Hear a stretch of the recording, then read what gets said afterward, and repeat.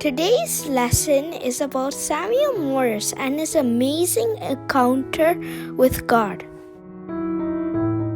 You have heard of missionaries who went to Africa to tell the people about Jesus. But did you know that about 100 years ago, a man traveled all the way from Africa to America and showed Americans the love of Jesus? His name was Samuel Morris or Kaboo. He was the prince of a country called Liberia in Africa. One day he was taken hostage by a tribe, and every month his father had to bring gifts to his tribe if he wanted to see his son alive. His father, the chief, came each time, but what he brought was never enough. Kaboo was beaten badly with thorns that made his back burn. One night there was a flash of light and a voice telling Kaboo to flee. His ropes fell off and his sick body gained strength. He ran off into the jungle until he came to a coffee plantation owned by a former slave.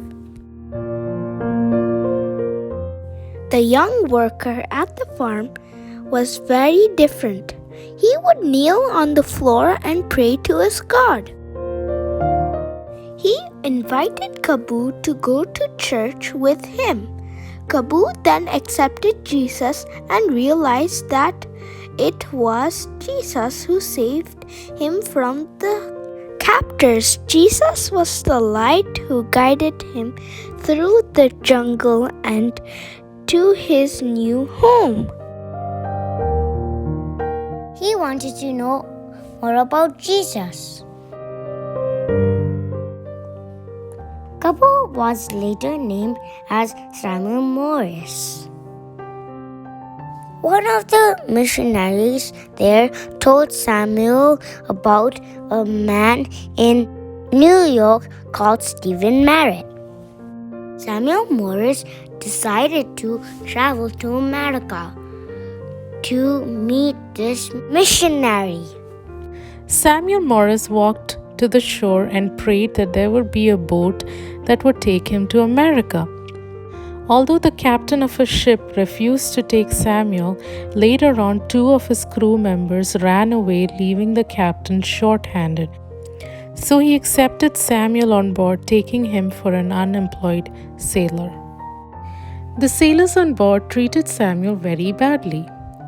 One man even tried to kill him, but Samuel always showed them God's love. Over the months at sea, many of them, including the captain, became Christians.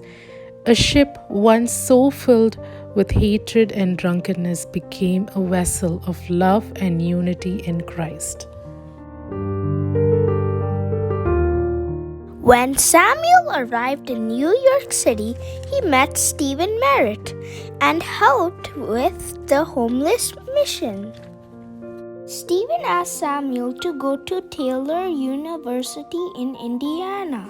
The university was having a hard time, but soon after Samuel arrived there was a spiritual revival in the town, and an all-night prayer service, and also the story of Samuel Morris and his conversion to Christianity became popular. A lot of donations came to the Samuel Faith Fund, and the university that once was going to close began to grow. Samuel often became sick because of the cold Indiana climate that he was not used to. He asked God to heal him, but Samuel's work on earth was done. He died just 5 years after coming to America. But the story doesn't end there. God used Samuel's simple faith and strong prayer life in a mighty way. Many students inspired by Samuel's story took the gospel back to Africa and all over the world. Taylor University still sends missionaries to all over the world, thanks to Samuel Morris and his part in this mission field. I hope you were inspired by this story, and do check out other missionary stories in the description box below if you're interested. So until next time, I hope you have a blessed day.